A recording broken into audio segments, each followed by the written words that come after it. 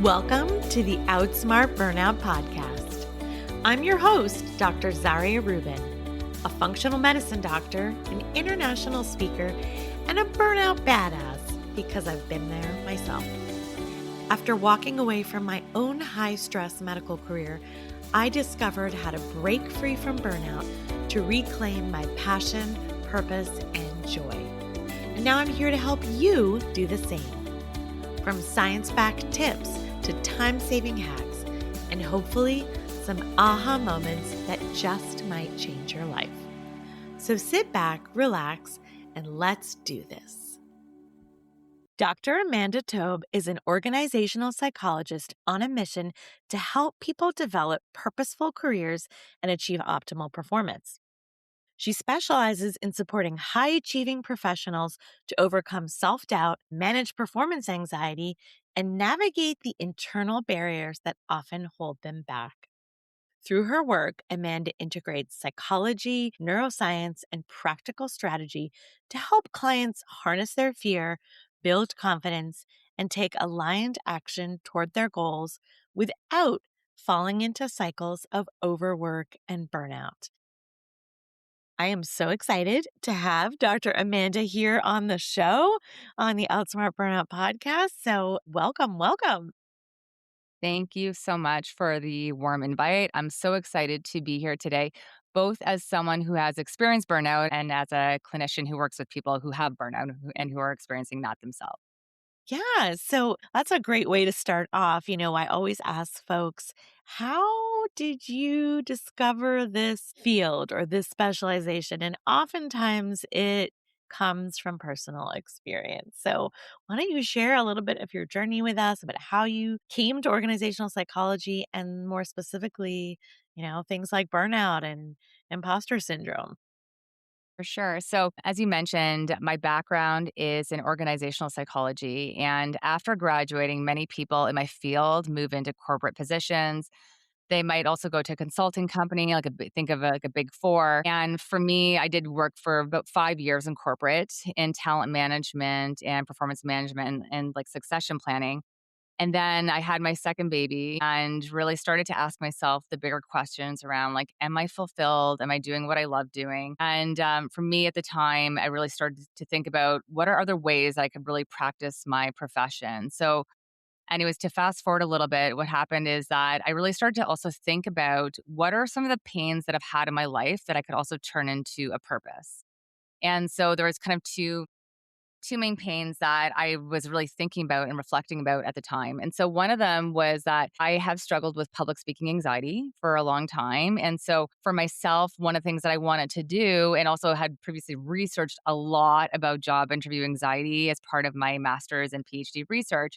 And so I started to think about, well, I want to build a practice that can really also help other people with public speaking anxiety. And so I see a lot of very ambitious professionals, people with like kind of type A personalities, people pleasing tendencies, all the things and other markers of burnout that sometimes they also struggle with public speaking anxiety, not always. But that was part of the reason why I wanted to build a clinic that really focused on public speaking anxiety. So that was one of the initial focuses.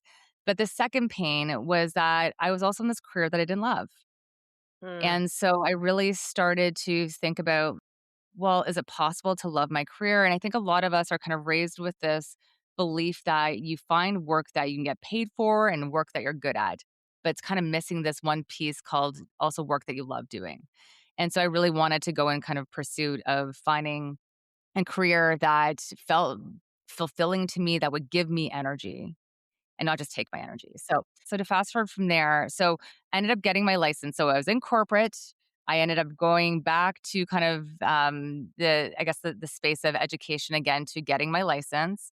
And then I started my group practice. So today I own and I founded a group psychology practice where we specialize in career focused psychological services. So I kind of think about it as career therapy. So again, so today we help people with public speaking anxiety, we help people with career counseling and career changes. We help entrepreneurs with things like imposter syndrome. And we also help people like with burnout and workplace stress and like what to do with all of that. So there's a lot of fears that we tend to work with in my practice. But the main objective is that we want to help people love what they do for work. We want to help them work and manage fears in a more productive way so that they can show up at their best in work and really have careers that they love. So that's kind of the mission of the practice is Oh to my like, gosh. yeah, to help people tackle fears and build a career that they love. Okay, I love that. I love what you said that your practice is basically career therapy because I feel like a lot of people address career issues in many different ways. So, like, you might see a therapist and then you might see a career counselor and you might go to HR or you might work with a public speaking coach on the side or like all of these different things. But you guys sort of package it all together. It's a one stop shop, which I Yeah. really love. And I just wanted to go back to something you said about, work and career. And it's, I find that this is it's a theme. It's a really salient point that comes up again and again. And I sort of think about it from two ways. One is that, you're supposed to do something that you're good at and that you can make money at, you can be successful at. And that's like one school of thought. And if you head down that path, you're going to be fulfilled, you're going to be successful. And then, you know, you'll enjoy it, you'll like it. But then Yeah. the other is like more of, I guess, the Japanese concept of like Ikigai. And Ikigai. Yeah. yeah, and for some people who maybe have not heard of this term, I'm a little obsessed with this term. It's like, you know, what you're good at, what you enjoy doing, what is beneficial to society and what you can get paid for. And the intersection of all of those overlapping circles is your Ikigai or sort of, your purpose, your calling. And I think some of us, present company included, maybe have like just that trying to find that perfect match of all of those things and waiting to feel like, okay, well, I don't love this. I don't love this job. Or I actually hate this job or this job's actually Mhm. killing me. And just waiting for that feeling. It's almost like, it's almost like a relationship of like, is this all there is? Is this what it's supposed to feel like? Or is it supposed to feel like this big Hollywood romance something? And how do you find that balance and really figure out like, okay, am I in the right career? Am I in the wrong career? Should I Mhm. keep looking? Should I keep trying to pursue and find that ultimate holy grail ikigai? Yeah. So what we're seeing a lot of is that people are disconnected from their jobs and they're also disconnected from their values, which I think is also a marker of sometimes people with burnout is that they've kind of compromised on what their personal values and their needs are. And one of those needs for a lot of our clients anyways is around this desire for more and for like wanting a career that really gives them energy and like lights them up so that they don't get the Sunday scaries. And so it's been a really important area of our work is to really help people understand like what are your reasons, like what are the fantasies that you actually have about leaving the workplace, because sometimes those fantasies there's actually a lot of important information and other subconscious information that's there in terms of like what are they actually fantasizing about. Is it like, for example, like I want to be able to work from home every day of the week. I mean, that was actually always something that was really important to me. So our practice is actually virtual because something that was really important to me was to be able to work from home and to have flexibility. We want to understand, so Absolutely. again, one of my values is flexibility. So again, that's why that connection to values, connection to your career desires and your career deal breakers as well is really important to know, like what would be your reasons for wanting to leave that job. But what I was also going to share with you is that many of the people we actually work with in my practice are kind of like second career folks, is how I kind of think about them. A lot of the people that work with us are not in their early 20s. A lot of them are actually like 35 and over. Yeah. Sometimes it's people that have been like, I've been in this job for like, I see this all the time. It's like, I'm ready to like leave. I'm ready to give up everything I've built in corporate and even go back to school, even in my 30s, even with a family and all the things, so that I can start over, so that I Mm, can reinvent myself. And so for every single person that we work with, we really have to understand like it's not so simple for some people just to say, well, I'm just going to leave my job and that's that and just go back to school, because it's obviously very expensive to do that. There's risk involved, there's cost involved and all those things. And so we really have to look at multiple permutations of different models of how we could do it. And so, because sometimes people get afraid of just thinking, well, I have to give up everything that I've built overnight. You don't have to do it that way. You can build a model for yourself, or maybe it's like it's going to be 10% of my time, or maybe it's going to start off as a hobby before I actually kind of get into it, or a passion project before I'm actually going to dive back in. Maybe it's going to start with some shadowing before I'm really so if I have someone who's really afraid of taking risk, then we really want to build in like how are we going to know when you're ready? And sometimes Mm. they're like, I'm never really going to know. But, anyways, it's really been so fascinating to work with this population of people that tend to be like very ambitious professionals, leaders, and even people that are willing to dive into entrepreneurship and start and want to build a company. And I just think it's just such a fun area of work because I'm objective, and that's obviously part of the beauty of the work that we do is that I'm objective, so I can help them with brainstorming because I don't have the same fears that they have about. Mm. So that's what's helpful is also like is whether you're working with another therapist or even through having friends to be able to like bounce ideas off of, and but it's really important that people understand what your values are, I would say. Yeah, I think that is something that often gets overlooked. It's the values piece and it's also the match or the mismatch piece in terms of your temperament, your personality, your values, the way you think, the way you work, the way your nervous system operates, and then the job itself or the career itself and like how those things match up or don't align. And then also, who we are at 20 is not who we are at 40 necessarily. So it doesn't necessarily follow that you would want to be in the same role or career. Yeah, yeah. So it's a process of self-discovery with people and starting and I always say to people like it's okay if we go through this whole process and you pick the same job again. Like it's Yeah. okay if we go through this, but just, like, knowing that I picked this, no matter what it is, it's like because even for myself and having gone through this process, that was one of the permission slips I gave to myself was, like, if you go through this whole process of rediscovery and you go back to corporate, that's okay. But at least this time, like, you know that you've consciously picked it, it didn't pick you. And sometimes I see that a lot with my populations too, like very high functioning populations are good at a lot of things. People tap them on the shoulder and you're part of our succession plan, you're part of our high potential group and they've been told like you're so good at these things, we want you to stay on, but then they just end up staying and then they're not really even consciously aware of of if that's really what they even want.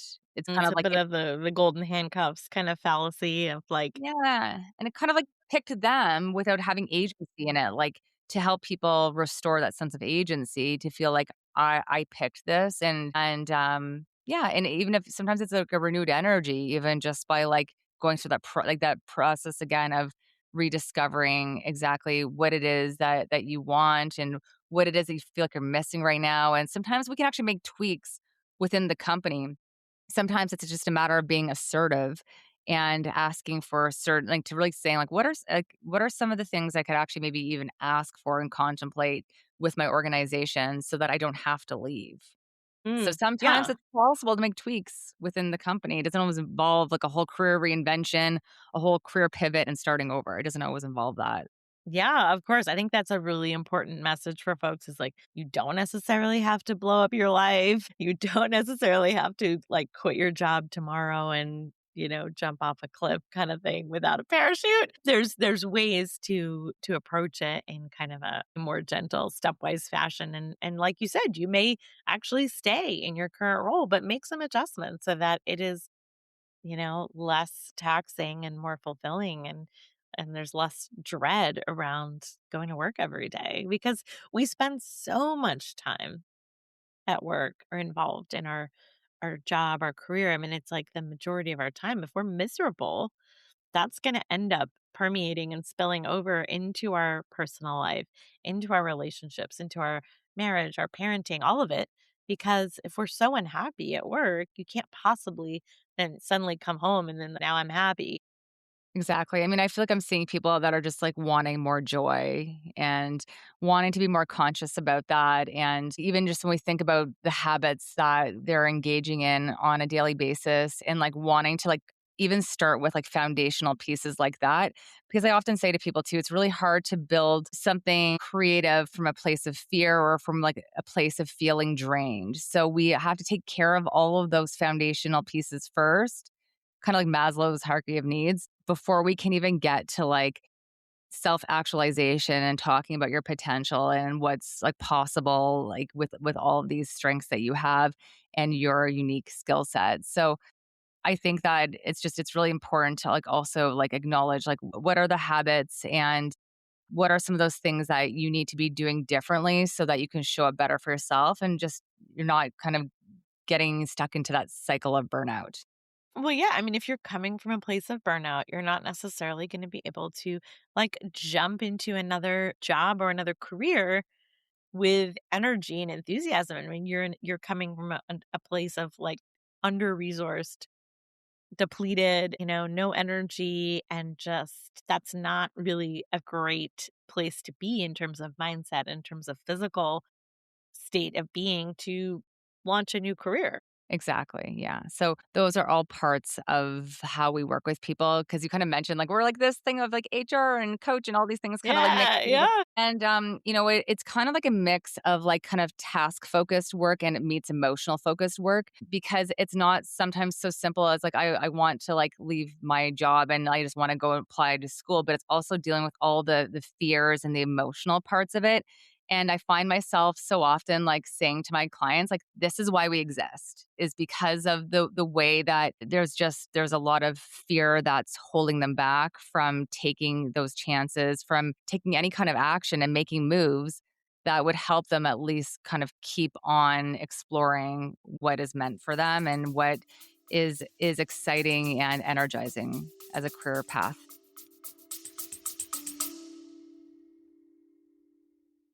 Hey, quick pause.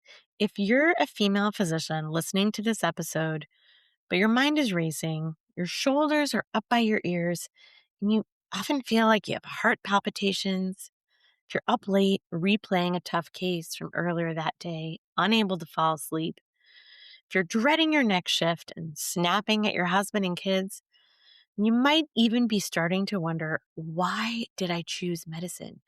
Did I choose the wrong career? And believe me, I've been there.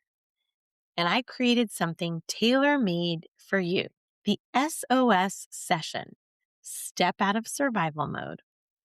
It's a 90-minute intensive single session because when you're stressed and burned out, a long coaching program or endless trainings just feel like one more thing on your to do list that you can't finish. And I get it. I'm a Harvard trained neurologist who walked away from clinical medicine for many of these same reasons. In our deep dive session, we'll use my RISE framework. Recognize what's keeping you stuck, investigate your stress patterns, shift your nervous system, and finally learn to embody regulation as your new normal. You'll go from shallow breathing and dreading every shift to finally exhaling, being present with your family, and remembering why you love medicine in the first place. Go to drzarya.myflowdesk.com to learn more and claim your session. Okay, let's get back to the show. Let's dive a little bit deeper into some of those fears. Like, what are some of the things that people come to you with that are blocking them and holding them back? And how do you address them? And then, of course, I'm going to want to dive into imposter syndrome because it's one of my favorite What is topics it? because I think that's one of the major fears that holds people back. Yeah, I think that fear of failure is probably the number one fear that we see in our practice would be that people also have what I would call like a performance-based identity where they're just like their sense of self is so inherently intrinsically tied to outcomes and what they produce or what they can do for people. And so that's a really important, I think, fear that we see a lot of in our practice is like helping people move through fear because even in terms of burnout, we can also see that in terms of people's sense of urgency, their inability to feel content. We also have sometimes people that are afraid of like resting because if I rest, then am I going to be able to kind of get back on and feel like ambitious again? They're kind of afraid of losing their ambition. So I don't know if you've heard of that kind of before in the work that you've done or the podcast. Absolutely. Yeah. Yeah. Yeah, so it's almost that there's a lot of people that are afraid of letting go of those overworking tendencies that they've had. Well, it's because it's their identity. It's it's how they've been recognized and rewarded by society and people around them. It's for Exact their performance. exactly. It's kind of like I am what I do. Mhm. And it's this distinction between like, I did poorly at that versus I am a failure. So Mm. I kind of was playing with my daughter last night before bed, just in thinking about our podcast recording here today. And I was trying to explain to her a performance-based identity. And I was like saying, like, if you were to do a test and you didn't do well at that test, and like let's say that you failed the test, would you say I did poorly at that? Or would you say I am a failure? So my daughter is 10 years old. So just for context. Yeah. And she said, "I did poorly at that." And I just Good but job. yes, but I think it also shows you I'd be curious to actually sample, like, most of the kids in her grade and even younger. I wonder if it's something that as we get older, and I'm not sure what age that would start, that this idea of this performance-based identity, like, maybe Mm. in, like, 10 years, you'd see more people or more of those kids or 5 years even. I don't know what the age would be, but it just of course, I was like, "That's awesome in this moment that she's like she's would have a non-performance-based identity because she was saying, 'I did poorly at that,' versus 'I am a failure.'" Mm. But I think that it's just such a core part of what I see in my work also with entrepreneurs. We see a lot of that, but it's like, "Who am I if I fail at this?"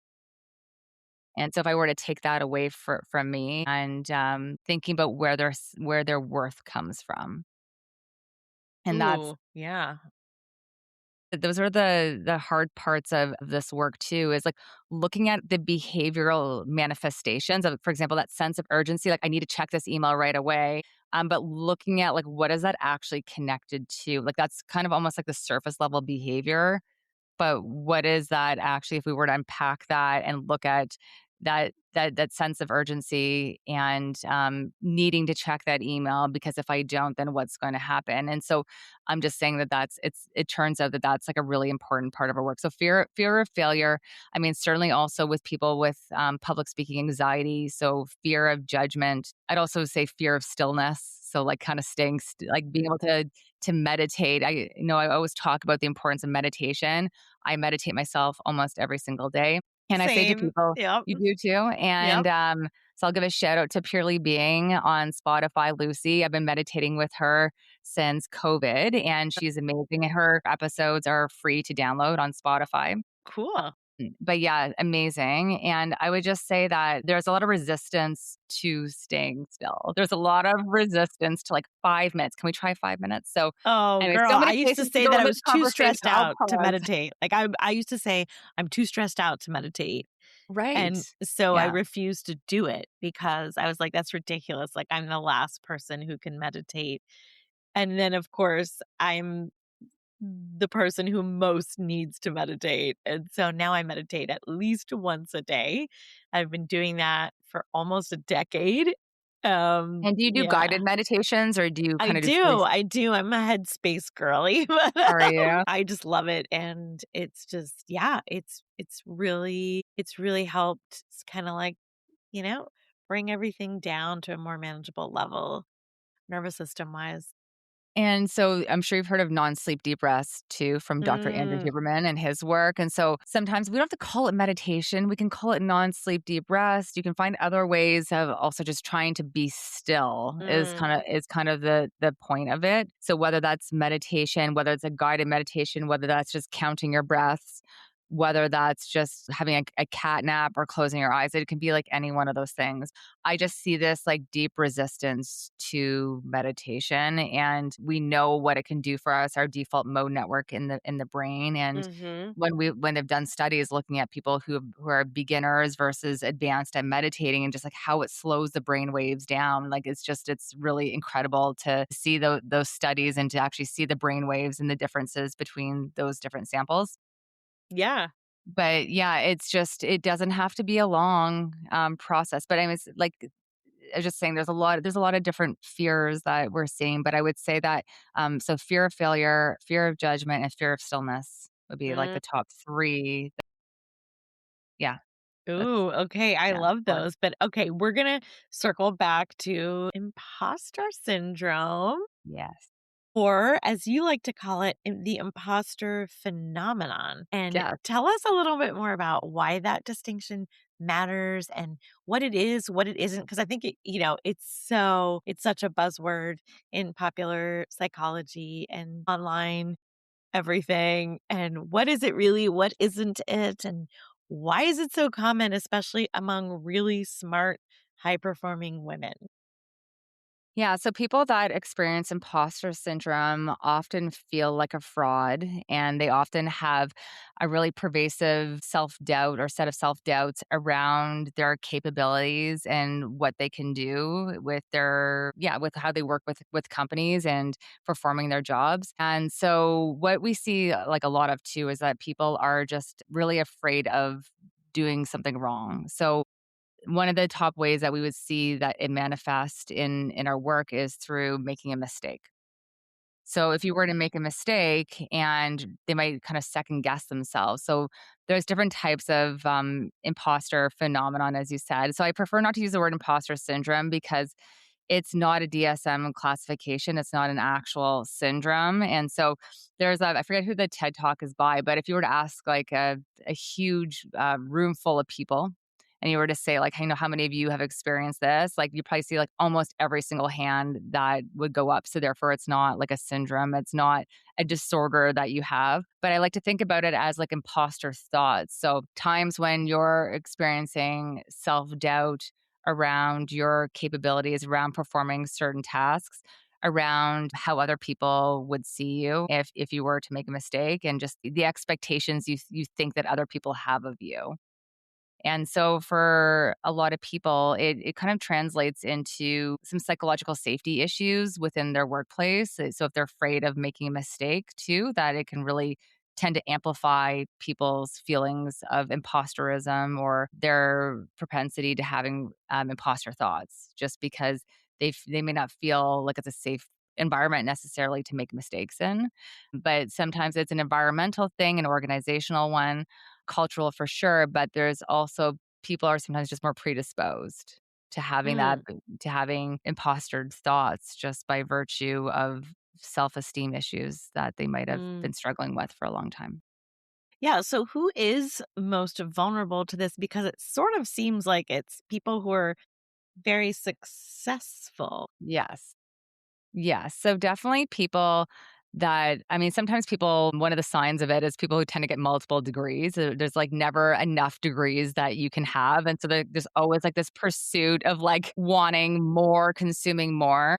Oh, dear. Yeah. But yeah, but I would say that sometimes also a fixed mindset. So feeling like I do things well or not, or I'm good at things or not good at things. So not this like belief that I can get better at time with things, which would be more aligned with a growth mindset. For sure, people pleasing tendencies. And so people that like really work hard for external validation and approval. So I would say probably people that tend to be a bit more conscientious as well. Not saying, of course, everyone who's conscientious, but like personality drivers, perhaps like high neuroticism, high conscientiousness would contribute to that as well. Okay. You just basically, I checked every box on that list. Definitely guilty as charged. And you've talked also about the inner critic that often shows up in imposter syndrome. And can you walk us through a little bit about what that is and how that voice shows up and what it's trying to do and what it's trying to protect us from and how to handle that inner critic voice. Yeah. So the inner critic is a harsh one, and the inner critic is there to sometimes remind us that we're not doing a good job, or to be hyper vigilant if we are. For example, I'm going to go back to this example of making a mistake, because I think it's one of the most common ones that we see are people that are really afraid of making a mistake and that are second guessing. And so that inner critic would, what this could look like is someone taking a really long time to send an email. What this could also look like is somebody having sent them the email and then having pulled it apart and have second guessed what they have said, or if I've made anyone angry. And so I think what's really important is to actually understand, like, what are some of the thoughts that people would have when they're really concerned about having. So that's the surface level, is like, okay, so you're afraid to send the email, but what are you really afraid of? And so it's a really simple question to help anyone who's even listening to this, to kind of help them understand, like, name what you're afraid of. So I'm really afraid of, like, someone seeing me as incompetent. So we see that a lot, actually. So a lot of my individuals with public speaking anxiety would also struggle with imposter syndrome, because they're really afraid of being seen as incompetent. I'm afraid of feeling stupid. So those are examples of thoughts, right, that people are having. And so we get really clear, like really crystal clear with people, and help them unpack that to understand, like, well, what does it mean to sound stupid anyway? Right? So, like, what does that really mean if we were to actually get really specific on that? Like, what does that mean to sound stupid? So I think that it's just it takes a long time for people sometimes to be able to see those patterns, and to be able to train their brain to have the self-awareness in the moment, to kind of say, hold on a minute, stop. I'm noticing kind of what my pattern is here, and to be able to kind of have a few questions to say, like, for example, like, what am I getting from this? So that's kind of the way that we like to work with people with imposter syndrome, is understanding what are some of their core beliefs, because core beliefs leads to thoughts, and thoughts tend to lead to emotions, right? So kind of like looking at all those three parts of it to really understand, like, what are some of the core beliefs about perfectionism, but I need to be perfect every single day in order to be successful, right? Like, that could be a belief that somebody has. And then, so starting with the belief, getting to the thought, and then also understanding, well, what emotions, what do you get from that? I get a lot of disappointment, I get a lot of frustration, I get shame, I get vulnerability. So Mm, it's really, we have to understand all of those parts of it as part of naming and unpacking a fear. mm. Yeah, that's so good. And I think it just sort of made me reflect on my time, in medicine for decades, just that extreme pressure and perfectionism. Because if you did make a mistake, I mean, people could die. So Mhm. you literally felt like you could not make a mistake. And then that became sort of paralyzing. And I mean, obviously, when you are a trainee and a med student or a resident or a junior doctor, like you're gonna make mistakes. But I just felt so incapable of handling that I just would be so hyper vigilant and such a perfectionist and just so constantly stressed about that I wasn't able to function. And can I ask you, was that like one of your reasons for like wanting to make a shift from? Absolutely, absolutely, because it was just this constant, and then there was a constant questioning. Even if I didn't make a mistake, I would question my decisions and my actions over and over and over and just So it'd replay be it over almost and like a over. fear of harm in that case. I would probably say something to do with that, but it is obviously back to fear of making mistakes, and looking at the margins and just being like, what are the margins that I have for error Yeah. here?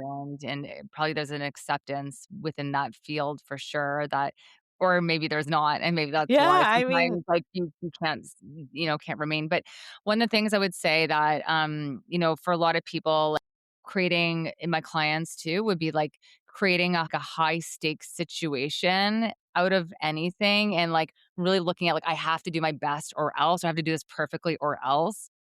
For most people that I work with, it doesn't help them. It's not mm, facilitative. mhm, It's so there's maybe some people that's been not the populations we tend to work with. yeah.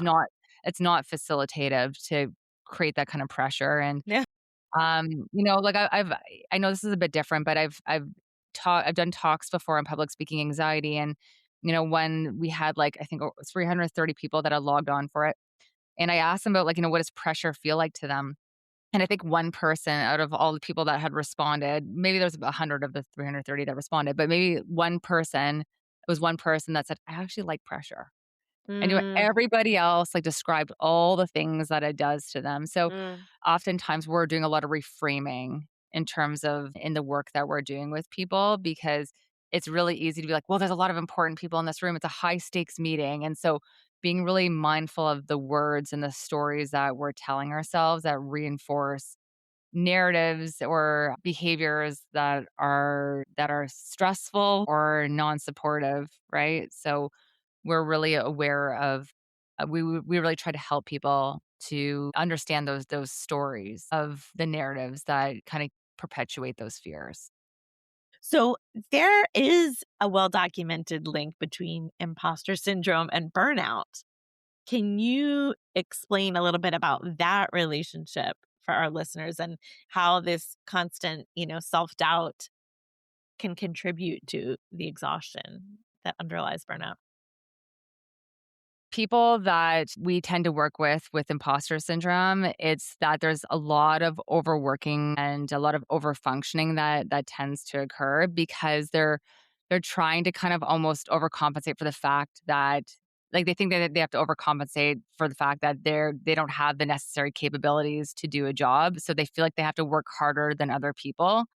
So what I see a lot of is that people tend to do work on weekends. They tend to do work into the nights because they think that they have to work harder just in case they were to mess up. They want to be able to show that they're a good value in their jobs and that they can add that value. So I think for a lot of the people that we work with, it's just that there's a lot of overworking that it tends to lead to. Yeah. Yeah. Okay, well, I could talk to you forever about all of these topics, but we're going to move on to the last segment of the Okay. show, which I like to call the rapid fire round, which is kind of fun. And we just, we ask you some quick questions and, you give us an answer and just whatever comes to mind. Perfect. Are you an introvert or an extrovert? And does it surprise people? Ooh, I like this question. I would say an ambivert. So a bit of both because there are times when I can be extroverted with certain groups of people, like if there's like not a huge group. But to be honest, I really also love just being by myself and be able to read as well. So I can go both ways on that one. Okay, I love this question, and I actually tried to answer it myself last night. If you had to explain your job to a 5-year-old, what would you say? Um, that's a good question. So I'll think back to my daughter from last night. Um, I would say that I talk to people about their problems to help them love their jobs. Okay, I love it. What is a belief that you had to unlearn about success? Ooh, a belief that I had to learn that I have to sacrifice everything to be successful. Preach, Yeah, girl. yeah, yeah. Yes. I used to think that, but the more you sacrifice, the happier you should be, right? And the more successful. Doesn't work that way. Oh my gosh. What is something that you use to recharge To your recharge, batteries? I mean, meditation's like my number one thing that I do. So I would say like meditation would recharge my batteries. But here's a good one. Maybe driving my kids actually to their activities. I know a lot of people don't love driving, but Okay. I actually find that there's something about like being in the car with them and having that time for connection that like really does. So it's kind of unexpected. It does energize me. But the expected one maybe is meditation. The unexpected one would be the car drives that I have with my kids. Okay, yeah, that's definitely a new one. Driving your kids to activities is Yes, recharging. I love yes. that for you. Yeah. Okay. Even in our Toronto traffic. So that Yeah, says a okay. lot. Oh, okay, this is perfect. This leads into my next question. Toronto hidden gem. Where are you sending someone who's never been? Where am I sending someone who's never been? I mean, obviously we have the CN Tower. I mean, I would probably send them to like some like really cute like Korean coffee shop and tell them to grab like a really nice matcha latte and cheesecake, like something like that. So there's like some really like cute trendy places that are here in Toronto. So I would say something like that probably. And obviously go to see a hockey game Of while course, you're here. yes. Watch the Toronto Maple Leafs. Yeah. Yes, I'm gonna go to that big square in downtown Toronto where they've got 2 huge projection screens that Yes. have heated rivalry ads on them. Yes. We have the Raptors and the Leafs. Yes, for sure. All of it. Love it, Yeah. love it. Okay, last but not least, the most courageous thing a high achiever can do is blank. Finish the sentence. I would say would be to learn to reinforce their boundaries, like to learn to stick to their boundaries and to know what they are and to really try to reinforce that so that and be assertive about it so that they're really sticking to their values and what their needs are. Okay, I love it. Yeah, see, rapid fire. It's fun. It's challenging. We love it over here at Outsmart Burnout. I love it. Those were great Okay, so questions. yes, let's tell people where they can find you, where they can connect with you, where they could even possibly work with you. Oh, I love that. So the best way to connect with us would be through socials, would be through Instagram at Amanda Tobe or through my LinkedIn profile. And I would say, yeah, just send us a message or send me a message. I'd love to hear any feedback about the episode. We get lots of questions too about like, career paths and resources and all things like that. So I definitely welcome any listeners to reach out to us to learn more about potentially how we could support you, but just even in terms of like other resources, like we really love to create exercises and tools. Even in our monthly newsletter, I would also say that's a really good one would be sign up for the newsletter because we always try to go out of our way to create new tools and to share with you the tools we're actually using inside of our practice. Fantastic. And can folks do that on your website or on your Instagram or both? Or Yes. So I would say so either. Yeah. So just go if you go to my website, there is a monthly newsletter pop up. They'll probably show up within 33 seconds or so of being on the website or through Instagram. And then our email is just hello at amandatobepsychology.com if anyone is interested in reaching out. and we will put all of that information in the show notes. So if you love this episode, if you got something out of it, which I'm pretty sure you did, give us a like, give us a review. And if you have a friend who perhaps has struggled with imposter syndrome, burnout, overachieving, why don't you share this episode with them? It really does help more people discover the show, and we're so appreciative. And of course, as always, remember that burnout is not your destiny. It's your wake up call.